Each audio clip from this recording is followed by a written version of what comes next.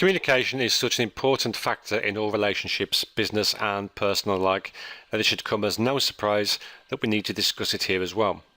What is communication after all? It is the two-way interaction that occurs both verbally and non-verbally. What is said with actions is as important, if not more so, than what is said with words. But here we're going to focus our attention on the importance of verbal communication and what it will mean for your relationship. Keep in mind that when I talk about how things affect your relationship, I'm mainly concerned with your success in the realm of seduction. Communication with words is something we all do on a daily basis, but just like when you're asked to give an impromptu speech, being asked to communicate in a particular situation just makes many of you cringe, lock up, and find yourself at a loss for words. Why? Well, mainly because when you've had to think about what to say, you suddenly become concerned about what you're saying. But if you just let it happen without any expectations, somehow everything works out a whole lot better.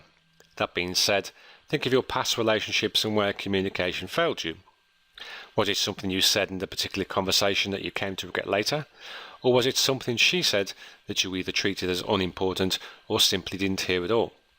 Or could it have been a time when you should have said something to her but didn't, and the results were equally regrettable? Surely all of these have happened to nearly everyone at one time or another. The trick is to not let these past failures define how you communicate now and in the future of your current relationship. Talking is something we all think about when we hear the word communication, but unfortunately that first thought is the wrong one if you're looking for a good relationship with potential for romance. Talking will get you nowhere, and worst, it may cause things to fall backward or even to fall apart. When you talk, you're expecting someone else to listen. But what about the listener? When does she get the chance to be heard? That's why it's so much better to change your view from one of simply talking to one where you see communication as a carrying on of a conversation.